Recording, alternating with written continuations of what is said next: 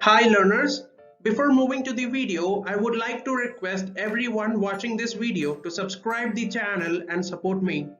This video explains the branding strategies of Maggi Noodles to become the dominant player in India. Also, it shows how to effectively manage the crisis and make a comeback when they face the safety crisis for Maggi Noodles in India. Maggi was more than a 100-year-old Nestle product. Nestle developed the Maggi product line to cater to changing consumer lifestyles and provide convenience to the modern-day consumer. The company launched its Maggi instant noodle in India in the early 1980s, at a time when the buy and make food category was at the budding stage in the country. Initially, Nestle was fighting very hard for gaining acceptance for Maggi in India. After multiple unsuccessful promotions, which focused on selling Maggi as a snack for working mothers, Nestle finally understood that children, rather than mothers, were the biggest consumers of Maggi. So it immediately revamped its strategy to position Maggi as a quick and healthy snack for children and convenient for mothers to prepare and fun for kids to eat.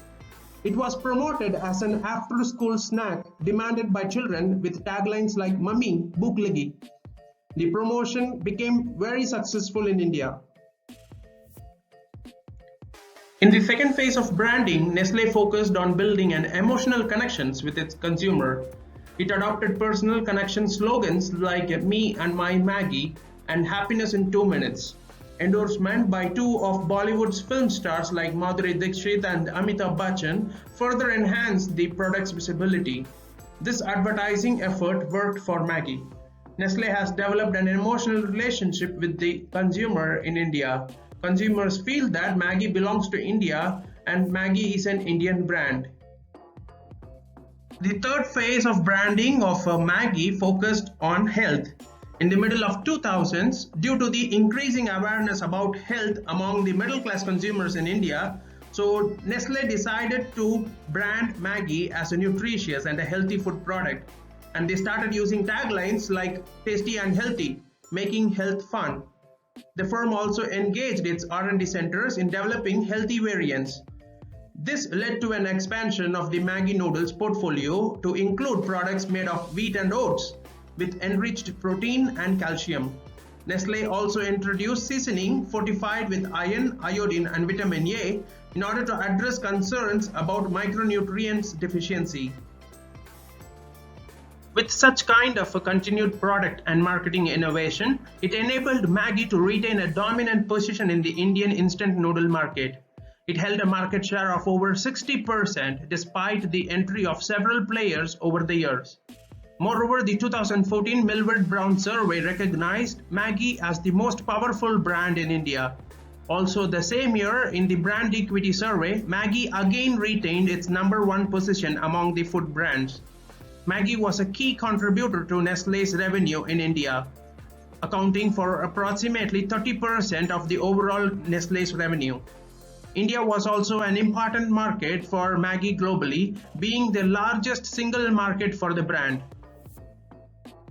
The challenging times for Maggi started in March 2014 when Mr. Vinit Kumar Pandey, a food safety officer, collected samples of Maggi noodles as a part of routine quality testing exercise, and he sent them for testing to state government lab, where they got tested positive for the presence of MSG, the ingredient which was mentioned by Nestle that its Maggi noodles was MSG-free product.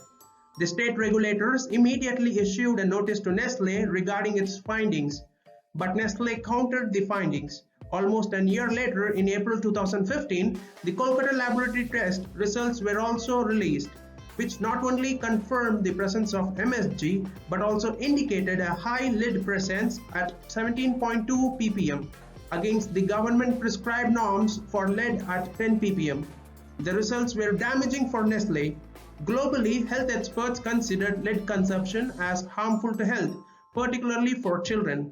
On April 30, 2015, the UP authorities asked Nestle to recall its February 2014 batch of Maggi noodles, which consisted of 2 lakh packages.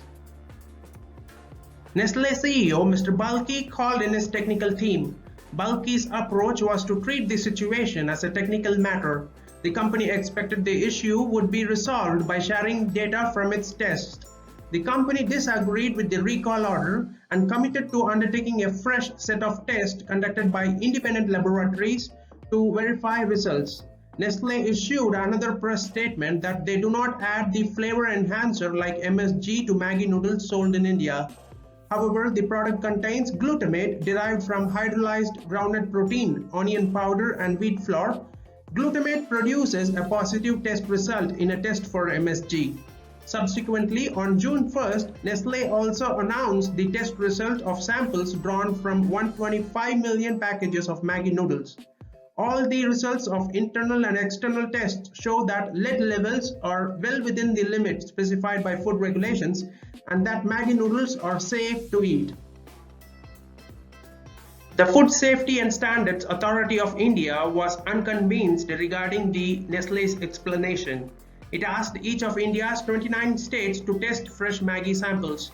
Some states like Delhi, Gujarat, Uttarakhand and Tamil Nadu found issues with Maggi samples, while others like Kerala, Maharashtra and Goa found them satisfactory.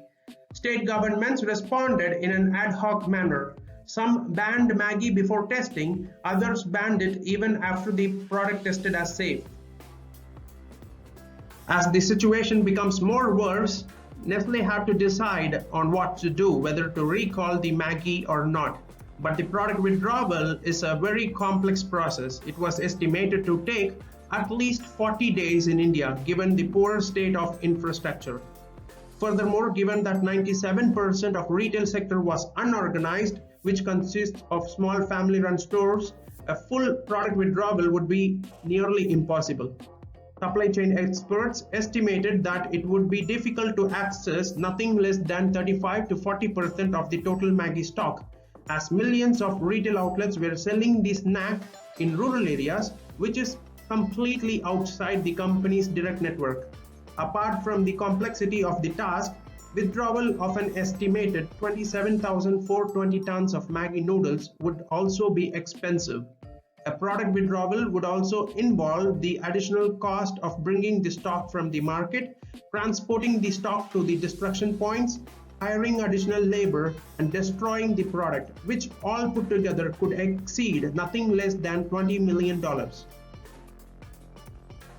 By that time, things have already gone out of control. Bulky was left with little choice but to recall the popular noodles from the market. The company got Luca Ficera, then Executive Vice President, Supply Chain at Nestle India, to lead the recall process.